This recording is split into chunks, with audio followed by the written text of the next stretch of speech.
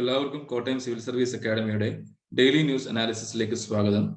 ഇന്ന് നമ്മൾ ആദ്യം ചർച്ച ചെയ്യുന്ന article crafting unique partnership with Africa എന്ന ഒരു എഡിറ്റോറിയൽ പേജ് ആണ്, റിട്ടൺ ബൈ വേദ വൈദ്യനാഥൻ. എന്തുകൊണ്ടാണ് ആഫ്രിക്ക നമ്മളുടെ ഇന്ത്യ രാജ്യത്തിന് ഏറ്റവും പ്രധാനപ്പെട്ട ഒരു ഭാഗമായി മാറുന്നത് അല്ലെങ്കിൽ ഘടകമായി മാറുന്നത് എന്നതിനെ കുറിച്ച് നമ്മൾ 25-ാം തീയതിയിലെ ഡെയിലി ന്യൂസ് അനാലിസിസിൽ നമ്മൾ ചർച്ച ചെയ്തിട്ടുണ്ട്. അതായത് 25 ജൂൺ മാസം 2021 നമ്മൾ ചർച്ച ചെയ്തിട്ടുണ്ട്.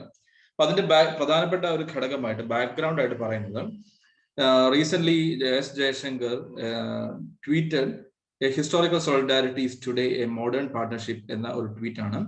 ഇതിനകത്ത് പ്രധാനമായിട്ടും ഉൾക്കൊള്ളുന്ന ഏറ്റവും വലിയ ഫാക്ടർ എന്ന് പറയുന്നത് അഗ്രികൾച്ചറിനെ കുറിച്ചാണ്.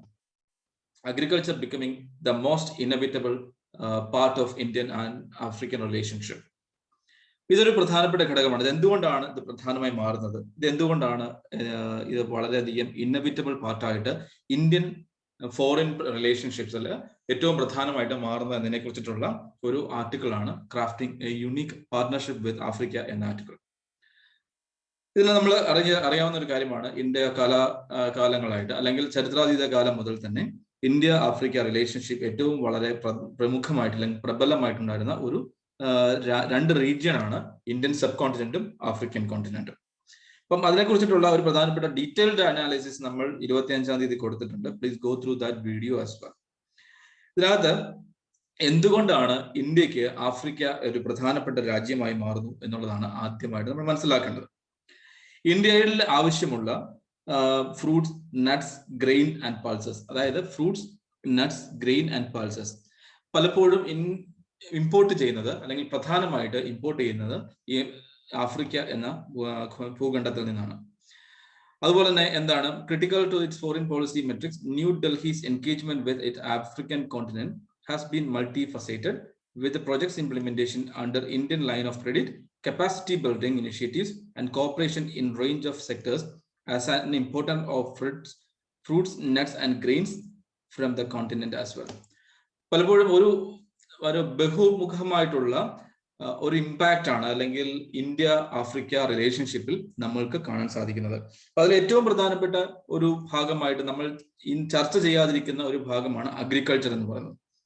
അഗ്രികൾച്ചറിൽ തന്നെ ഇന്ത്യക്ക് ആവശ്യമായിട്ടുള്ള നട്ട്സ്, ഗ്രെയിൻ, പൾസസ് പലപ്പോഴും ഇമ്പോർട്ട് ചെയ്യുന്നത് ആഫ്രിക്ക എന്ന ഒരു റീജിയനിൽ നിന്നാണ്. അവിടുത്തെ മാത്രമായിട്ടല്ല, അല്ലെങ്കിൽ ഈ ഒരു ഇമ്പോർട്ടർ എന്ന നിലയിൽ മാത്രമല്ല ഇന്ത്യ ആഫ്രിക്കയുമായിട്ട് വർക്ക് ചെയ്യുന്നത്. India Africa agriculture corporation currently includes institutional and individual capacity building initiative such as India Africa institute of agriculture and rural development in Malawi etcetera. മലാവിയിൽ ഇന്ത്യയിലെ ഒരു India Africa institute of agriculture and rural development എന്നൊരു initiative government of India start ചെയ്തിട്ടുണ്ട്. അതിനൊപ്പം തന്നെ അതിനപ്പുറത്തേക്ക് ചില soft ലോണുകൾ, മെഷീനറീസിന്റെ supplies, acquisition of farm land തുടങ്ങിയ മേഖലകളിലും ഇന്ത്യയുടെ ഒരു കൈമുദ്ര എവിടെയുണ്ട്? ആഫ്രിക്കയിലുണ്ട്. ഇത് മാത്രമല്ല, നമ്മൾക്കറിയാം ഏകദേശം 6 ലക്ഷം hectares of land already purchased for the commercial farming by Indian entrepreneurs as well. Indian വ്യവസായികൾ ഏകദേശം 6 ലക്ഷം ഹെക്ടറിലധികമുള്ള സ്ഥലങ്ങൾ അവിടെ അക്വയർ ചെയ്യുകയും അല്ലെങ്കിൽ വാങ്ങിക്കുകയും അവിടെ കൃഷി നടത്തുവാനുള്ള ഒരു സാഹചര്യത്തിലേക്ക് എത്തിക്കുകയും ചെയ്തിട്ടുണ്ട്. അതുകൊണ്ട് തന്നെ ഇന്ത്യൻ ഓൺടർപ്രണേഴ്സിന്റെ ഒരു സബ്സ്റ്റാൻഷ്യൽ പ്രസൻസ് എവിടെയുണ്ട്? ആഫ്രിക്കയിലുണ്ട്. എന്തിനു വേണ്ടിയിട്ട്? To tap the untapped potentials of Africa. അതിൽ ഏറ്റവും പ്രധാനപ്പെട്ട അൺടാപ്ഡ് പൊട്ടൻഷ്യൽ ആണ് അവിടുത്തെ കൾട്ടിവേറ്റ് ചെയ്യാൻ പറ്റുന്ന എയറബിൾ ലാൻഡ് എന്ന് പറയുന്നത്. കാരണം എന്താണ്? ലോകത്തിന്റെ തന്നെ 65% വരുന്ന അൺകൾട്ടിവേറ്റഡ് എയറബിൾ ലാൻഡ് ഉൾപ്പെടുന്നത് എവിടെയാണ്? ആഫ്രിക്കയിലാണ്. ലോകത്തിൽ 65%. എന്തുകൊണ്ടാണ് ഈ 65% അൺകൾട്ടിവേറ്റഡ് എയറബിൾ ലാൻഡ് ആഫ്രിക്കയിൽ സ്ഥിതി ചെയ്യാനുണ്ടായ കാരണം എന്ന് പറയുന്നത്? ഒരു പ്രധാനപ്പെട്ട ഘടകമായിട്ട് നമ്മൾ എടുത്തു കാണിക്കപ്പെടുന്നത് ഒന്നാണ് ഒബ്സൊലേറ്റ് അഗ്രികൾച്ചറൽ പ്രാക്ടീസ്. കാലം കഴിഞ്ഞു പോയിട്ടുള്ള അല്ലെങ്കിൽ മുൻകാലങ്ങളിൽ ഉപയോഗിച്ചുകൊണ്ടിരുന്ന അല്ലെങ്കിൽ പരമ്പരാഗതമായിട്ടുള്ള കൃഷി രീതി അവലംബിച്ചിട്ടുള്ള ഒരു റീജിയനിൽ നമ്മൾക്ക് കൂടുതൽ പ്രൊഡക്ടിവിറ്റി ഉണ്ടാവുന്നില്ല എന്നുള്ളതാണ് ഒരു ഘടന അല്ലെങ്കിൽ ഒരു കാരണമായിട്ട് പറയുന്നത്. എന്തുകൊണ്ടാണ് ഈ ഒരു അൺകൾട്ടിവേറ്റഡ് എയറബിൾ ലാൻഡിന്റെ വളർച്ചയ്ക്ക് ഉണ്ടാവാനുള്ള സാഹചര്യങ്ങളെ കുറിച്ച് നോക്കാം. അതായത് നമുക്ക് പറഞ്ഞു, ഏതെങ്കിലും തരത്തിലുള്ള പരമ്പരാഗത കൃഷി രീതിയിലേക്ക് പോകുമ്പോൾ പലപ്പോഴും എന്ത് ചെയ്യാറുണ്ട്, കൃഷിനാശം സംഭവിക്കാറുണ്ട്. എങ്ങനെ? പല തലങ്ങളിലുള്ള കീടങ്ങളുടെ ആക്രമണം, ഇൻഫെക്ഷൻസ്, അതുപോലെ തന്നെ എന്താണ് കുറഞ്ഞ ഈൽഡ് നൽകുന്ന വിത്തിനങ്ങൾ, അതുപോലെ തന്നെ അവർക്ക് വേണ്ടത്ര സോഫിസ്റ്റിക്കേറ്റഡ് ടെക്നോളജി ഇല്ലാത്തതിനാൽ റിസർച്ചുകൾ സംഭവിക്കാതിരിക്കുക. നമുക്കറിയാം, ഈ 65% ലാൻഡ് ഇവിടെ ഉള്ളപ്പോൾ തന്നെ, അല്ലെങ്കിൽ അൺകൾട്ടിവേറ്റഡ് ലാൻഡ് ഉള്ളപ്പോൾ തന്നെ ഏകദേശം 20% ആഫ്രിക്കൻ ഗവൺമെന്റ്, ആഫ്രിക്കയുടെ 20% GDP കോൺട്രിബ്യൂഷൻ എവിടെ നിന്നാണ്? അഗ്രികൾച്ചർ സെക്ടറിൽ നിന്നാണ്. And of course another 60% of total employment is being provided by the agricultural sector. Agricultural sector ആണ് 60% എംപ്ലോയ്മെന്റ് ജനറേഷന് ഉതകുന്നതാണ്. ഈ തരത്തിലുള്ള ആഫ്രിക്കയിലുള്ള ഒരു വിഭാഗത്തിന്, അല്ലെങ്കിൽ ആഫ്രിക്കൻ ജനതയ്ക്ക് 60% വരുന്ന ജനങ്ങൾക്ക് ജോലി നൽകുന്നത് അഗ്രികൾച്ചറൽ സെക്ടറാണ്. അതുപോലെ തന്നെ ആഫ്രിക്കയുടെ GDPയുടെ 20% കോൺട്രിബ്യൂട്ട് ചെയ്യുന്നതാണ് അഗ്രികൾച്ചറൽ സെക്ടറാണ്. അപ്പൊ അതുകൊണ്ട് തന്നെ ഒരു വളരെ വലിയ പൊട്ടൻഷ്യലാണ് എവിടെയുള്ളത്? ആഫ്രിക്കയിൽ ഉള്ളത് എന്നതാണ് നമുക്ക് മനസ്സിലാക്കാൻ സാധിക്കുന്നത്. അതിന്റെ മറ്റൊരു ഔട്ട്കം ആയിട്ട് പറയുന്നത്, ഇത്രയും ലാൻഡ് കൂടെ നമുക്ക് കൾട്ടിവേറ്റ് ചെയ്യാൻ സാധിച്ചിട്ടുണ്ടെങ്കിൽ we can plug global food security as well. നമ്മുടെ ലോകത്തിലുള്ള പട്ടിണി കുറയ്ക്കാനുള്ള ഒരു സാഹചര്യം കൂടെ എവിടെയുണ്ട്? ആഫ്രിക്കയിലുണ്ട് എന്നുള്ളതാണ് മറ്റൊരു പ്രധാനപ്പെട്ട ഘടകമായിട്ട് പറയുന്നത്. അത്തരത്തിൽ ഉള്ള ഒരു വളരെ പൊട്ടൻഷ്യൽ ആയിട്ടുള്ള ഒരു റീജിയൻ ആണ്, അല്ലെങ്കിൽ അഗ്രികൾച്ചറൽ സെക്ടർ തന്നെയാണ് ആഫ്രിക്ക കയ്യിൽ വെച്ചിരിക്കുന്നത്. അതുകൊണ്ട് തന്നെ ലോകത്തിലെ മറ്റ് രാജ്യങ്ങൾ, ഇന്ത്യയും ചൈനയും അടക്കമുള്ള രാജ്യങ്ങൾ, they are in a race to tap the potentials of Africa. അത്തരത്തിലുള്ള ഒരു പ്രധാനപ്പെട്ട ഇനിഷ്യേറ്റീവ്സിനെ കുറിച്ചിട്ടാണ് നമ്മൾ ഇന്ന് ചൈനയുടെ കാര്യങ്ങളെ കുറിച്ച് നമ്മൾ നോക്കുന്നത്. ചൈന എന്ന ഒരു രാജ്യം ആഫ്രിക്കയെ സംബന്ധിച്ച് it is A biggest creditor. അവരുടെ ഇൻഫ്രാസ്ട്രക്ചർ ഡെവലപ്മെന്റ്, അതുപോലെ തന്നെ ഏതൊരു നൂക്ക് ആൻഡ് കോർണേഴ്സ് ഓഫ് ആഫ്രിക്കയിൽ നമ്മൾ നോക്കിയാൽ കാണാൻ പറ്റും, ഇൻഫ്രാസ്ട്രക്ചർ ഡെവലപ്മെന്റുകൾ വളരെ ശക്തമായിട്ട്, വളരെ വിഗറസ് ആയിട്ട് മുന്നോട്ട് കൊണ്ടുപോകുന്നത് ആഫ്രിക്കൻ ഗവൺമെന്റ്, ചൈനീസ് ഗവൺമെന്റ് ആണ്. ഈ ചൈനയുടെ ഇൻവോൾവ്മെന്റ് എവിടെയുണ്ട്? ഇൻഫ്രാസ്ട്രക്ചർ ഡെവലപ്മെന്റിലുണ്ട്. അതുപോലെ തന്നെ മറ്റു മേഖലകൾക്ക് വേണ്ടുന്ന ലൈൻ ഓഫ് ക്രെഡിറ്റുകൾ നൽകുന്നതിൽ ഏറ്റവും മുൻപന്തിയിലുള്ളതും ആരാണ്? ചൈനയാണ്. അതുകൊണ്ട് തന്നെ ഇവർക്ക് അതുകൊണ്ട് തന്നെ ഏറ്റവും പ്രധാനപ്പെട്ട സുപ്രധാന മേഖലയിലേക്കും ആര് ഇൻവോൾവ് ആവുന്നുണ്ട്? ചൈന ഇൻവോൾവ് ആവുന്നുണ്ട്. അതിൽ ഏറ്റവും പ്രധാനപ്പെട്ട ഒരു റീജിയനിലേക്ക് നമുക്ക് നോക്കാം. നമുക്കറിയാം, സാംബിയ എന്ന രാജ്യം. സാംബിയ എന്ന ആഫ്രിക്കൻ രാജ്യത്തിലേക്ക് Chinese firms are introducing agri tech to compact traditional challenges. നമുക്കറിയാം, പലപ്പോഴും ട്രഡീഷണൽ ആയിട്ടുള്ള ചലഞ്ചസ്, വിത്തനങ്ങളിൽ ഉണ്ടാകുന്ന അപാകതകൾ, അതുപോലെ തന്നെ കീടങ്ങളുടെ ആക്രമണങ്ങൾ, ഇൻസെക്ട്സിന്റെ ആക്രമണങ്ങൾ, അല്ലെങ്കിൽ ഏതെങ്കിലും തരത്തിലുള്ള ക്രോപ്പുകൾക്കുണ്ടാകാൻ സാധ്യതയുള്ള ഇൻഫെക്ഷൻസ്, അസുഖങ്ങൾ തുടങ്ങിയവ പ്രോബ്ലംസിനെ കൺട്രോൾ ചെയ്യാൻ അല്ലെങ്കിൽ മിറ്റിഗേറ്റ് ചെയ്യാൻ അഗ്രികൾച്ചറൽ സെക്ടറിൽ ചൈനയുടെ വലിയ ഒരു ഇടപെടലുകൾ ഉണ്ടാകുന്നുണ്ട്. അതിൽ ഏറ്റവും പ്രധാനപ്പെട്ട ഒരു ഇടപെടലാണ് ചൈനയുടെ ഒരു ഡ്രോൺ മുഖാന്തരം, അല്ലെങ്കിൽ ഡ്രോൺ സപ്പോർട്ടുകൾ കൊണ്ട് എന്ത് ചെയ്യാൻ സാധിക്കുന്നുണ്ട്? അവർക്ക് പല ഇൻഫെക്ഷനെയും കൺട്രോൾ ചെയ്യാൻ അവർക്ക് സഹായിക്കാൻ, അല്ലെങ്കിൽ അവർക്ക് സാധിച്ചിട്ടുണ്ട്. അതുപോലെ തന്നെ മറ്റൊരു ഇനിഷ്യേറ്റീവാണ് ചൈനയുടെ ഭാഗത്തു നിന്ന് ATDC എന്നറിയപ്പെടുന്ന ഇനിഷ്യേറ്റീവ്സ്. എന്താണ് ATDC എന്ന് നോക്കാം. അഗ്രികൾച്ചറൽ ടെക്നോളജി ഡെമോൺസ്ട്രേഷൻ സെന്റേഴ്സ് എന്ന് പറയും. Agricultural technology and demonstration centres. എന്താണ് ഇതിന്റെ ഉപയോഗം എന്ന് പറയുന്നത്? പലപ്പോഴും അവിടുത്തെ റീജിയൻസിൽ ഉണ്ടാകുന്ന ആളുകളുടെ, അല്ലെങ്കിൽ അഗ്രികൾച്ചറിലെ ഏറ്റവും പ്രധാനപ്പെട്ട പ്രോബ്ലം എന്ന് പറയുന്നത് പലപ്പോഴും സോഫിസ്റ്റിക്കേറ്റഡ് ടെക്നോളജി ഇല്ലാത്തത് കൊണ്ട്, അതുപോലെ തന്നെ അതിനെക്കുറിച്ചിട്ടുള്ള അറിവില്ലാത്തത് കൊണ്ട്. അപ്പോൾ ടെക്നോളജി സപ്പോർട്ട് കൊടുക്കുക, അതുപോലെ തന്നെ വലിയ വലിയ കർഷക അല്ലെങ്കിൽ അല്ലാത്ത സാധാരണ ചെറുകിട കർഷകർക്ക് വേണ്ട ടെക്നോളജി ലീസ് ചെയ്യുക. നമ്മുടെ കേരളത്തിലൊക്കെ നമ്മൾ കണ്ടിട്ടുണ്ട്, ചെറിയ കൊയ്ത്തുകാർക്ക് ചെറിയ പ്ലോട്ട് ഓഫ് ലാൻഡുകളൊക്കെ പാടി കൾട്ടിവേഷൻ നടത്തുന്നവർക്ക് കൊയ്ത്തുമെതി യന്ത്രം ഗവൺമെന്റിന്റെ ഭാഗത്തുനിന്ന് സപ്പോർട്ട് ചെയ്യാറുണ്ട്. അത്തരത്തിലുള്ള ചില ഡിവൈസുകളുടെ സപ്പോർട്ടുകൾ, അതുപോലെ തന്നെ പുതിയ കർഷക രീതികളെ കുറിച്ച് പഠിപ്പിക്കുക, പുതിയ കർഷക രീതികളെ കുറിച്ചിട്ടുള്ള ട്രെയിനിങ്ങുകൾ കൊടുക്കുക, പുതിയ ഹൈൽഡ് വെറൈറ്റീസിന് വേണ്ടുന്ന റിസർച്ചുകൾ നടത്തുക, അവയെ ജനങ്ങൾക്കിടയിൽ പരിചയപ്പെടുത്തുക തുടങ്ങിയിട്ടുള്ള ഒരു മെൻ ടു ഗവൺമെന്റ് അല്ലെങ്കിൽ പീപ്പിൾ ടു ഗവൺമെന്റ് റിലേഷൻഷിപ്പിനെ ബൂസ്റ്റ് ചെയ്യുന്ന ഒന്നാണ് ചൈനയുടെ ഒരു എൻഗേജ്മെന്റ് എന്ന് പറയാൻ സാധിക്കും. അതുകൊണ്ട് തന്നെ എന്താണ്, ചൈന ഒരു വളരെയധികം ശക്തമായിട്ട് വളരെ വിഗറസ് ആയിട്ട് വളരെ ആക്റ്റീവായിട്ട് ഈ ഒരു മേഖലകളിൽ മുന്നോട്ട് പോകുന്നുണ്ട് എന്നുള്ളതാണ് മറ്റൊരു വസ്തുത. അടുത്ത ഒരു സാഹചര്യമായിട്ട് പറയാൻ സാധിക്കുന്നത് നമ്മളുടെ ഈ ചൈന ഗവൺമെന്റ് അല്ലെങ്കിൽ ചൈനയിലെ ഓൺട്രപ്രണേഴ്സ് അവർ കൂടുതൽ സ്ഥലങ്ങൾ അവിടുത്തെ ആഫ്രിക്കയിലെ കൂടുതൽ സ്ഥലങ്ങൾ വാങ്ങിക്കുകയും പുതിയ എക്കോളജിക്കൽ പാർക്കുകൾ നിർമ്മിക്കുകയും ചെയ്യുന്നു.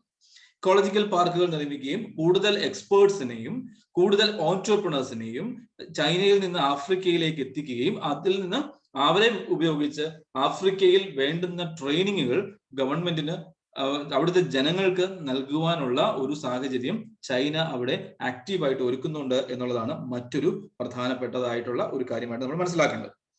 അതുകൊണ്ട് തന്നെ എന്താണ്, Chinese corporations are also engaged in agri business over there in Africa. അപ്പൊ അതുകൊണ്ട് തന്നെ എന്താണ്, കൂടുതൽ സ്ഥലങ്ങൾ വാങ്ങിക്കുന്നു, കൂടുതൽ സാധ്യതകൾ അവർക്ക് അവിടെ ഉണ്ടാകുന്നുണ്ടെന്ന് എന്നുള്ളതാണ് ഏറ്റവും പ്രധാനപ്പെട്ട ഒരു സാഹചര്യമായിട്ട് പറയുക. എന്നാൽ ഇവയൊക്കെ ആണെങ്കിൽ പോലും ചൈന ഒരു മേൽക്കൈ ഈ മേഖലയിൽ നേടാനുള്ള ഒരു സാഹചര്യം ഇല്ല എന്നുള്ളതാണ് മറ്റൊരു വസ്തുതയായിട്ട് നമ്മൾ കണക്കാക്കേണ്ടത്. അതിലൊന്നാണ് China Africa relationships are becoming complex with growing insular diaspora, lopsided trade, looming ഡെപ്റ്റ്, competition with local business and negative perception accompanied by greater political and socio-economical interlinkage. പിന്നെ അത് ഏറ്റവും പ്രധാനപ്പെട്ട ഒരു പ്രോബ്ലം ആയിട്ട് എടുത്തു പറയപ്പെടുന്ന ഒന്നാണ്.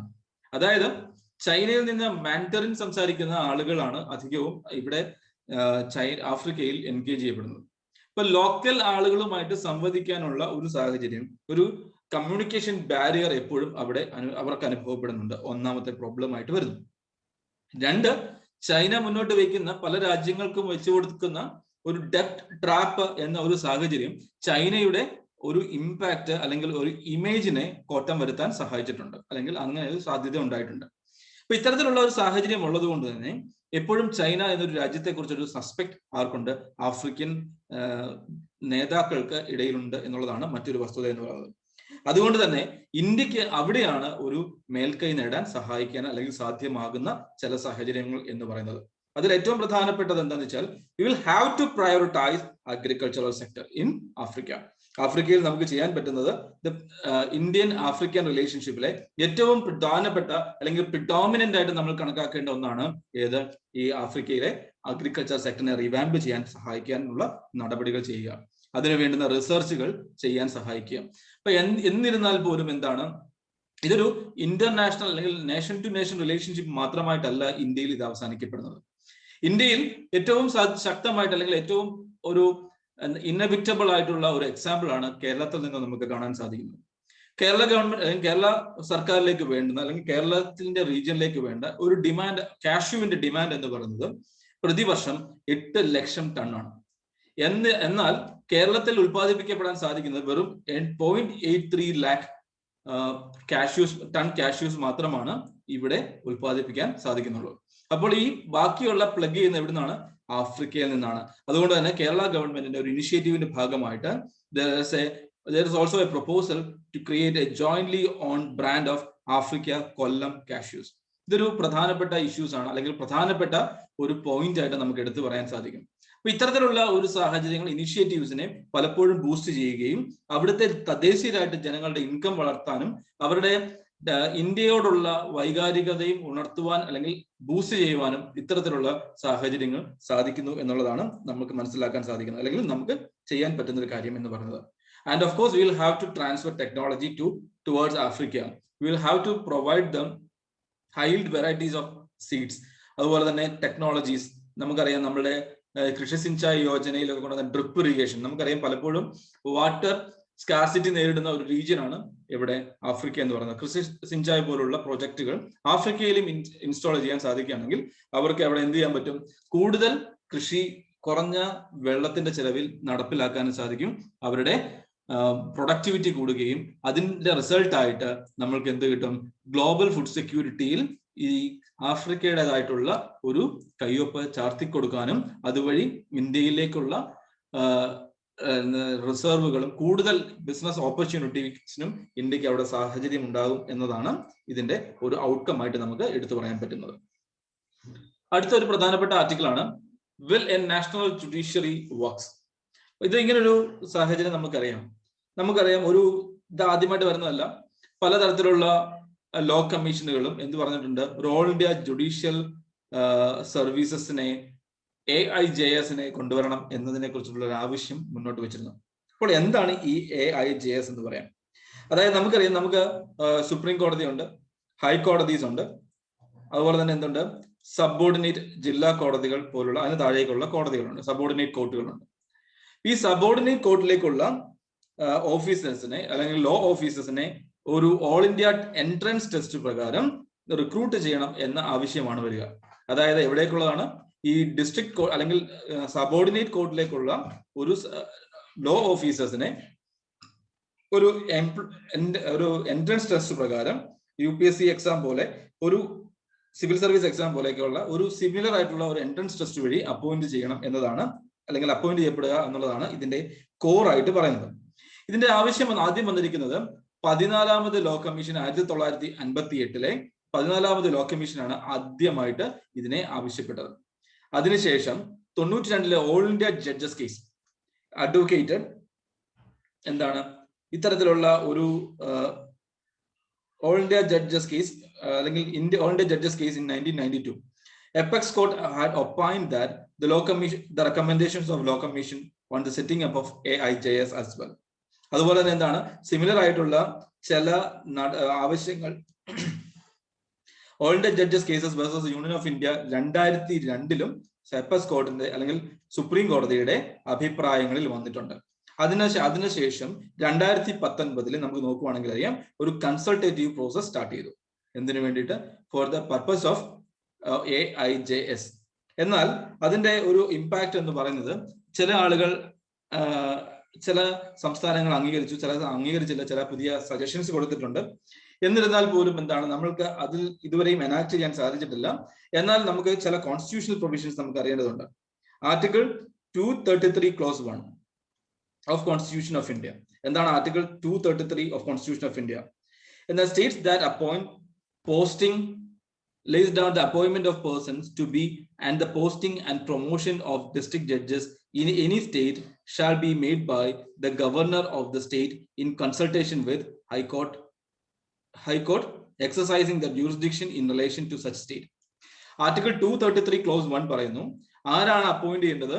It shall be the law officers should be appointed by, അതായത് ഡിസ്ട്രിക്ട് ജഡ്ജികളായിട്ട് അപ്പോയിന്റ് ചെയ്യപ്പെടേണ്ട law officers should be such appointment should be made by governor in consultation with high court. അതായത് ഇപ്പൊ കേരളത്തിലെ ഒരു ജില്ലാ ജഡ്ജിയാണ് നിയമിക്കേണ്ടതെങ്കിൽ കേരള ഗവർണർ കേരള ഹൈക്കോടതിയുടെ കൺസൾട്ടേഷനോട് കൂടി വേണം ഒരാളെ അപ്പോയിന്റ് ചെയ്യാൻ. ആർട്ടിക്കിൾ 312 ക്ലോസ് 1 എന്താണ്? ആർട്ടിക്കിൾ 312 ക്ലോസ് 1 പറയുന്നു, 312 ക്ലോസ് 1 പാർലമെന്റ് എന്ത് ചെയ്യാൻ പറ്റും? ഏതെങ്കിലും ഒരു എന്താണ് ഓൾ ഇന്ത്യ സർവീസുകളെ, അല്ലെങ്കിൽ it empowers the parliament of India to create an all India services including AIJS. അതുപോലെ സംസ്ഥാനങ്ങൾക്കും കേന്ദ്ര ഗവൺമെന്റിനും പൊതുവായിട്ടുള്ള ഒരു ഓൾ ഇന്ത്യ സർവീസസിനെ കൊണ്ടുവരുവാനുള്ള അവകാശം ആർക്കുണ്ട്? പാർലമെന്റിനുണ്ട്.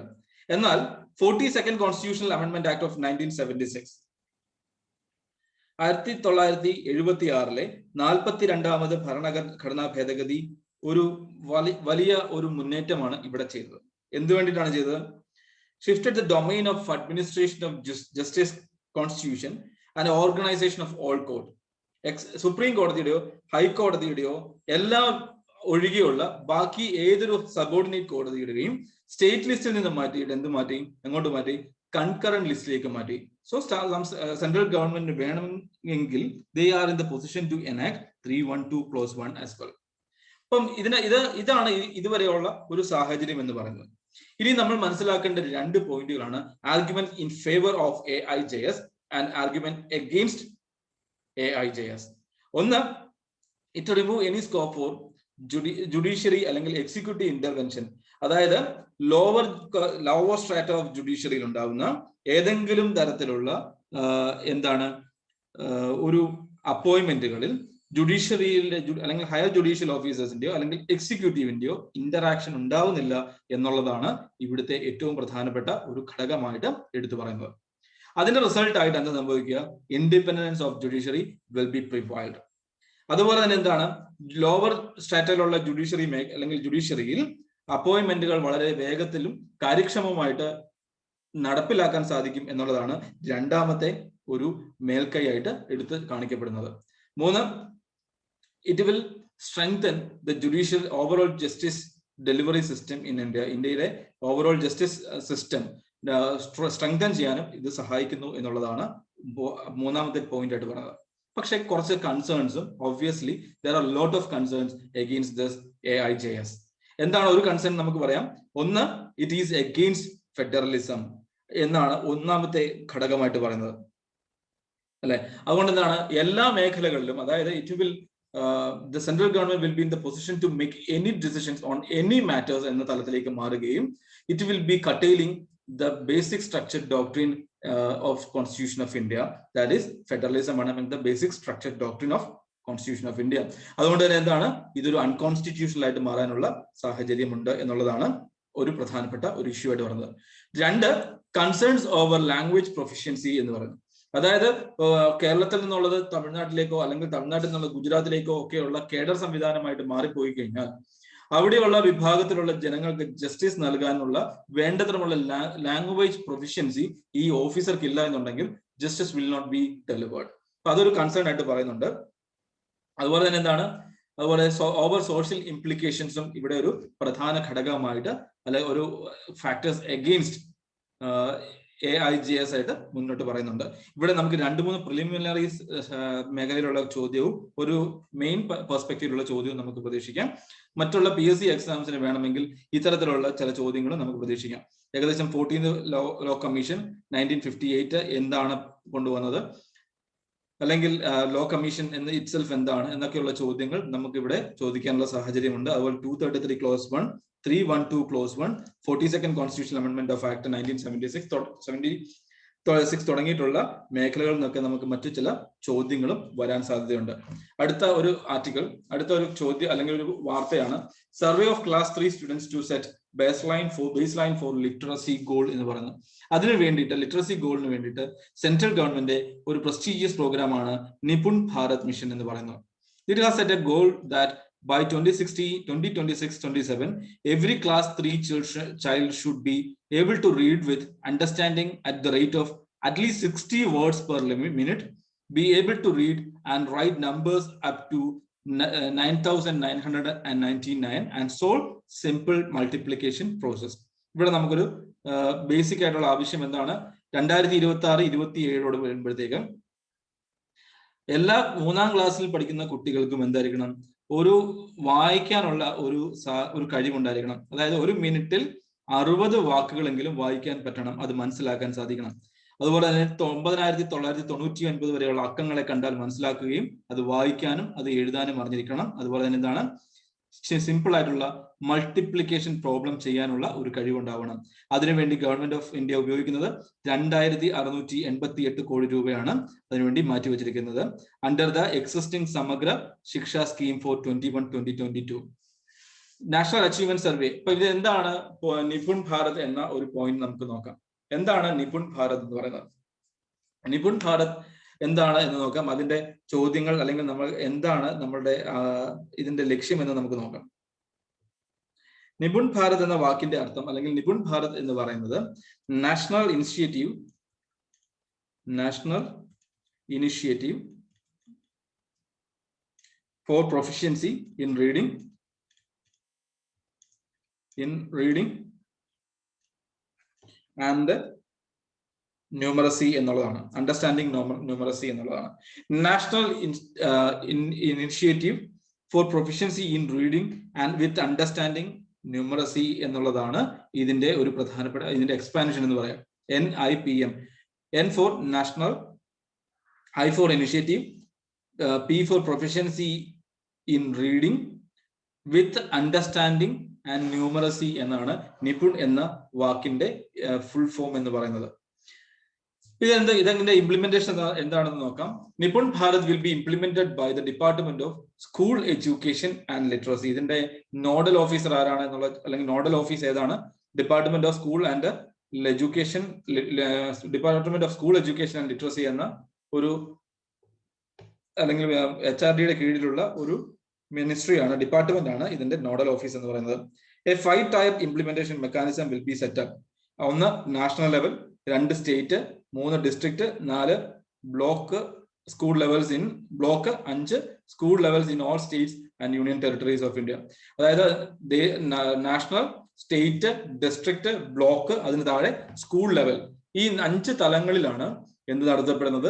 നിപുൺ ഭാരത് ഇംപ്ലിമെന്റ് ചെയ്യപ്പെടുന്നത് under the aegis of centrally sponsored scheme of Samagra Shiksha. എന്താണ് സമഗ്ര ശിക്ഷ? It was launched subsuming 3 existing schemes: Sarva Shiksha Abhiyan SSA, Rashtriya Madhyamik Shiksha Abhiyan RMSA and Teacher Education. ഈ മൂന്നിന്റെയും കൂടെ ഉള്ള ഒരു മിക്സ് ആണ് എന്ത് സമഗ്ര ശിക്ഷ എന്ന് പറയുന്നത്. The aim of the scheme is to treat school education holistically from preschool to class 12. 12ാം class വരെയുള്ള പ്രീസ്കൂൾ മുതൽ 12ാം ക്ലാസ്സുകൾക്ക് വരെയുള്ള കുട്ടികൾക്ക് സർവ്വദേശീയമായിട്ട് എന്ത് നൽകണം? വിദ്യാഭ്യാസം പ്രൊവൈഡ് ചെയ്യണം എന്ന ഉദ്ദേശത്തോടു കൂടി 3 എക്സിസ്റ്റിംഗ് സ്കീം, ഒന്ന് Sarva Shiksha Abhiyan SSA, Rashtriya Madhyamik Sarva Shiksha Abhiyan RMSA and teacher education, 3 പ്രോഗ്രാമോടെ ബ്ലെൻഡപ്പ് ചെയ്തുണ്ടാക്കിയ ഒരു പ്രോഗ്രാമാണ് സമഗ്ര ശിക്ഷ ഭവൻ ശിക്ഷ. സമഗ്ര ശിക്ഷയുടെ കീഴിലാണ് എന്ത് നടത്തപ്പെടുക? നിപുൺ ഭാരത് നടത്തപ്പെടുക. അതായത് സമഗ്ര ശിക്ഷയുടെ കീഴിൽ എന്താണ് നിപുൺ എന്ന ഒരു പ്രോജക്റ്റ് ലോഞ്ച് ചെയ്യപ്പെടുന്നു. ഇതിനുവേണ്ടി ഉപയോഗിക്കുന്ന പണത്തെ കുറിച്ച് നമ്മൾ പറഞ്ഞു. ഈ സമഗ്ര ശിക്ഷ എന്ന ഒരു സാഹചര്യത്തിലേക്ക് എന്തിന്റെയൊക്കെ മിക്സ് വരുന്നുണ്ട്? SSAയുടെ സർവശിക്ഷ അഭിയാൻ വരുന്നുണ്ട്, രാഷ്ട്രീയ മാധ്യമിക് ശിക്ഷ അഭിയാൻ വരുന്നുണ്ട്, പ്ലസ് ടീച്ചർ എഡ്യൂക്കേഷന്റെയും കൂടെ ഒരു സാധ്യതയാണ്, അല്ലെങ്കിൽ ബ്ലെൻഡ് ചെയ്താണ് സർവശിക്ഷ അഭിയാൻ എന്നൊരു സാധ്യത കൊണ്ടുവന്നിരിക്കുന്നത്. അതിന്റെ താഴെയാണ് നിപുൺ വർക്ക് ചെയ്യപ്പെടുക, അല്ലെങ്കിൽ നിപുൺ വർക്ക് ചെയ്യുക. നിപുൺ എങ്ങനെയാണ് വർക്ക് ചെയ്യുക? ഒരു 5-tier പ്രോഗ്രാം ആണ്. ഏതൊക്കെയാണ്? National, state, district, block, school level. ഈ 5 ലെവലിലാണ് ഈ നിപുൺ ഇംപ്ലിമെന്റ് ചെയ്യപ്പെടുന്നത്. A special package for the foundational literacy and numeracy FLN under Nishtha. Nishtha എന്താ? നമ്മൾ കഴിഞ്ഞ ദിവസം ഡിസ്കസ് ചെയ്തതാണ്. ഒരു പ്രിലിംസ് ക്വസ്റ്റ്യൻ ആയിട്ട് നമ്മൾ ഡിസ്കസ് ചെയ്തിട്ടുണ്ട്. Nishtha national initiative for school heads and teachers in holistic advancement is being developed by NCERT. ഈ നിഷ്തയുടെ ഡെവലപ്മെന്റ് ആരാണ്? NCERT ആണ്. Around 25 lakh teachers teaching at primary to primary grade will be trained in this year on FLN. Nishta is a capacity building program for improving quality of school education through integrated teacher training. ഇതൊക്കെയാണ് ഇതിന്റെ ഒരു പ്രധാനപ്പെട്ട ഒരു ഘടകമായിട്ട് പറയുന്നത്. ഇതിന്റെ പ്രതീക്ഷിക്കുന്ന expected outcome എന്ന് പറയുന്നത്, it will enhance the foundational skills enabled to keep children in class, thereby reducing dropouts and improve transition rate from primary to upper primary and secondary stage. നമ്മൾ നേരത്തെ പറഞ്ഞു സ്കൂൾ വിദ്യാഭ്യാസത്തിൽ, അല്ലെങ്കിൽ നമ്മൾ ചർച്ച ചെയ്തിട്ടുണ്ട്, സ്കൂൾ വിദ്യാഭ്യാസത്തിൽ ഏറ്റവും അപകടകരമായിട്ടുള്ള ഒരു അവസ്ഥയാണ് സ്കൂൾ ഡ്രോപ്പ് ഔട്ടുകൾ എന്ന് പറയുന്നത്. അതിൽ പല ഘടകങ്ങളുണ്ട്. ഒന്ന്, അവർക്ക് വേണ്ട വിദ്യാഭ്യാസം അല്ലെങ്കിൽ ഫോർമൽ വിദ്യാഭ്യാസം അവരുടെ പേരൻസിന് ലഭിക്കുന്നില്ല. 2, പോവർട്ടി. 3, പലതരത്തിലുള്ള പഠിക്കാനുള്ള ലേണിംഗ് ഡിസബിലിറ്റി പോലുള്ള പ്രോബ്ലംസും എന്താണ് ഈ സ്കൂൾ ഡ്രോപ്പ് ഔട്ടിലേക്ക് എത്തും. ഇനി ഉള്ള അടുത്ത ഒരു ഇഷ്യൂ എന്താണെന്ന് വെച്ച് കഴിഞ്ഞാൽ, ഈ ടെക്നോളജിക്കൽ ഡിവൈഡുകൾ ഉള്ളത് കൊണ്ട് നമ്മൾക്ക് പല കുട്ടികൾക്കും എന്ത് ചെയ്യാൻ പറ്റുന്ന സ്കൂൾ ഡ്രോപ്പ് ഔട്ട് ഉണ്ടാകാനുള്ള സാഹചര്യമുണ്ട്. അപ്പൊ അത്തരത്തിലുള്ള സ്കൂൾ ഡ്രോപ്പ് ഔട്ടുകൾ ഉണ്ടാകാതിരിക്കാൻ വേണ്ടുന്ന ചില ഒരു നടപടിക്രമങ്ങളാണ്, അതിനുവേണ്ട ഫൗണ്ടേഷണൽ സ്കില്ല് കുട്ടികൾക്ക് കൊടുക്കുക, അതുവഴി കുട്ടികളുടെ ഡ്രോപ്പ് ഔട്ടുകൾ കുറയ്ക്കുക എന്നതാണ് ഇനി ചെയ്യാൻ സാധിക്കുന്ന ഒരു കാര്യം എന്ന് പറയുന്നത്. ഇതിന്റെ ഏറ്റവും അട്രാക്റ്റീവ് ആയിട്ടുള്ള പോയിന്റ് എന്ന് പറയുന്നത്, it enhance activity based learning and a conducive learning environment. It will improve the quality of education. Innovative pedagogy such as toy based and experiential learning will be used in classroom transactions, thereby making learning a joyful and engaging activity. ഒരു toy based ആയിട്ടുള്ള, ഇത് പ്രിലിംസിന് വേണമെങ്കിൽ ചോദിക്കാം, ഇങ്ങനെയുള്ള പോയിന്റുകൾ ചോദിക്കാം. അതിൽ ഏറ്റവും പ്രധാനപ്പെട്ടതാണ് ഒന്ന് ആക്ടിവിറ്റി ബേസ്ഡ് ലേണിംഗ്, രണ്ട് ടോയ് ബേസ്ഡ് ലേണിംഗ് എന്താണ് ഇതിന്റെ ഒരു പ്രത്യേകതയാണ്. It intensive capacity building of teachers will make them empowered and provide greater autonomy for choosing the pedagogy. ഇതിന് ടീച്ചേഴ്സിന് ട്രെയിനിങ് കൊടുക്കുമ്പോൾ teachers will be in the position to choose the pedagogies to be used. അതാണ് teachers will be empowered to make decision on the activities to be followed in the classroom sessions or in the online sessions as well. അടുത്ത ഇതിന്റെ ഒരു ലക്ഷ്യമായിട്ട് പറയുന്നത് it aims at the holistic development of the child by focusing on different domains like physical and motor development, socio-emotional development, literacy and numeracy development, cognitive development, life skills, etc. ഒരു കുട്ടിയുടെ വിദ്യാഭ്യാസം എന്ന് പറയുന്നത് വെറുതെ നോളജ് ഫീഡിങ് മാത്രമല്ല, പകരം എന്താണ് കുട്ടിയുടെ സാമൂഹികവും സാംസ്കാരികവും ആത്മീയവുമായിട്ടുള്ള ഒരു വളർച്ചയുടെ ചുവടുവയ്പ്പാണ് ഓരോ വിദ്യാഭ്യാസ മേഖലയും എന്ന് പറയുന്നത്. Children's to achieve a steeper learning trajectory which may have positive impacts on later life outcomes and employment as well. Since almost every child attends early grades, therefore focus at the stage will also benefit socio-economic disadvantaged groups, thus ensuring access to equitable and inclusive quality education. വിദ്യാഭ്യാസത്തിലെ ഏറ്റവും അല്ലെങ്കിൽ തുടക്ക കാലഘട്ടങ്ങളിൽ കുട്ടികൾക്ക് വിദ്യാഭ്യാസം ലഭിക്കാനുള്ള ഒരു സാഹചര്യമുണ്ട്. അതിന്റെ continuation കൊണ്ടുപോകണമെങ്കിൽ we need to provide them much more feeder programs as well. അതാണ് ഈ ഒരു കുട്ടിയുടെ വളർച്ചയെ സഹായിക്കുന്ന നടപടികൾ ആണ് എന്തുകൊണ്ടിരുന്നത് ഈ നിപുൺ പ്രോഗ്രാം, നിപുൺ ഭാരത് മിഷന്റെ ലക്ഷ്യം എന്ന് പറയുന്നത്. ഇതിന്റെ ഒബ്ജക്റ്റീവ് ആയിട്ട് പറയുന്നത് നമുക്കറിയാം, ഒന്ന്, to ensure an inclusive classroom environment by incorporating play, discovery and activity based pedagogies, linking it to the daily life situations of the children and a formal inclusion of children's home language. അതായത് കുട്ടികൾക്ക് vernacular ലാംഗ്വേജിൽ അവരുടെ mother ടങ്ങിൽ വിദ്യാഭ്യാസം provide ചെയ്യുക എന്നുള്ളതാണ് ഒന്നാമത്തെ ലക്ഷ്യം എന്ന് പറയുന്നത്. അതുകൊണ്ട് തന്നെ എന്താ, കുട്ടികൾക്ക് കൂടുതൽ കാര്യങ്ങൾ മനസ്സിലാക്കുവാനും അവർക്ക് കോംപ്രിഹെൻഡ് ചെയ്യുവാനും റിയാക്ട് ചെയ്യാനും സാധിക്കുന്നു അല്ലെങ്കിൽ സഹായിക്കുന്നു എന്നുള്ളതാണ് ഒന്നാമത്തെ അല്ലെങ്കിൽ സഹായിക്കുന്ന തലത്തിലാകണം എന്ത് വിദ്യാഭ്യാസം എന്ന് പറയുന്നത്. രണ്ട്, it is to enable children to become motivated, independent and engaged readers and writers with comprehension, possessing sustainable reading and writing skills. മൂന്ന്, to make children understand the reasoning in the domains of number, measurement and shapes, etc. ഒന്ന്, കുട്ടികൾക്ക് വായനയുടെ ഒരു സാധ്യത വളർത്തണം. രണ്ട്, കുട്ടികൾക്ക് വേണ്ടുന്ന ബേസിക് ന്യൂമറിക്കൽ ലിറ്ററസിയും പ്രൊവൈഡ് ചെയ്യാൻ സഹായിക്കണം. നാല്, it ensures availability and effective usage of high quality and culturally responsive teaching learning materials familiar with children's home languages. കുട്ടികളുടെ മാതൃഭാഷയിൽ തന്നെ കൂടുതൽ വിദ്യാഭ്യാസം പ്രൊവൈഡ് ചെയ്യുക എന്നുള്ളതാണ് ഒരു ലക്ഷ്യം എന്ന് പറയുന്നത്. It is to focus on continuous capacity building of teachers, head teachers, academic resource persons and education administrations as well.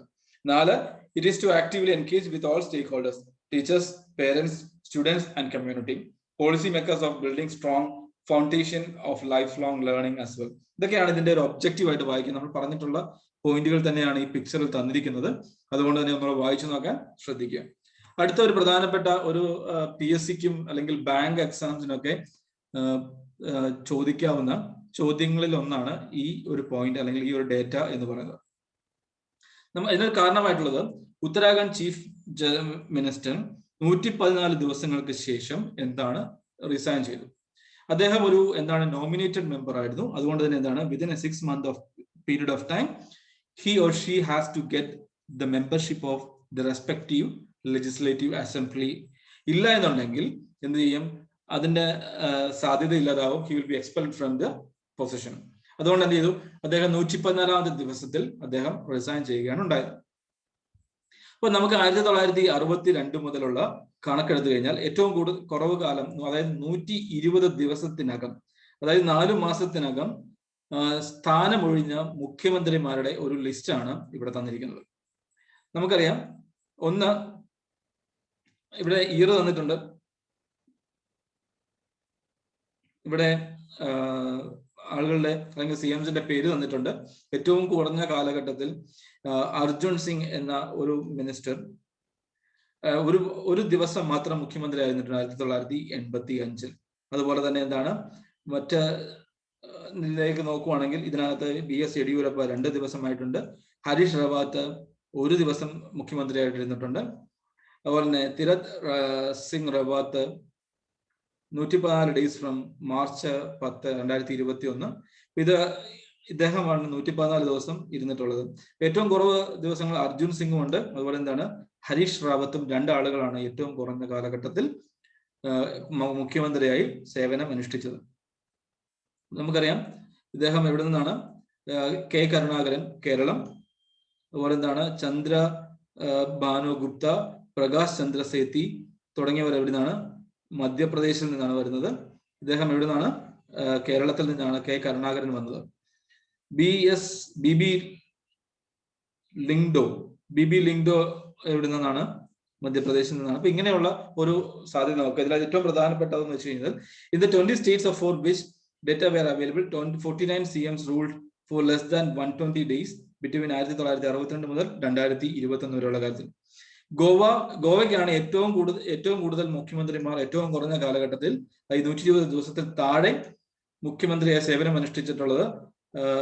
മുഖ്യമന്ത്രിമാരുടെ എണ്ണം എടുത്തു നോക്കിയാൽ ഏറ്റവും കൂടുതൽ എവിടെയാണ്?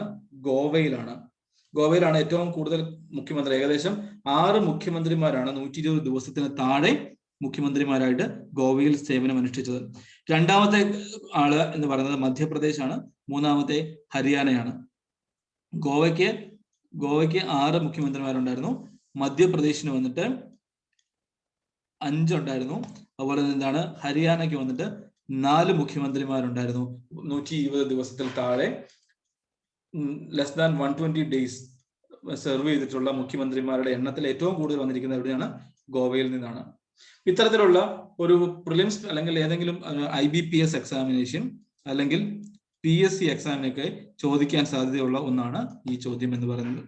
ഇത് കാരണം എന്താണ്? അടിസ്ഥാനപരമായിട്ട് തിരത് സിംഗ് റാവത്തിന്റെ റെസിഗ്നേഷൻ ആണ് ഇതിനൊരു കാരണമായിട്ട് വന്നിരിക്കുന്ന ഒരു പോയിന്റ് എന്ന് പറയുന്നത്. ഇതൊക്കെയാണ് ഇന്നത്തെ ഏറ്റവും പ്രധാനപ്പെട്ട ആർട്ടിക്കിളുകളായിട്ട് നമുക്ക് എടുത്തു പറയാൻ സാധിക്കുന്നത്. So make notes accordingly. Have A great day.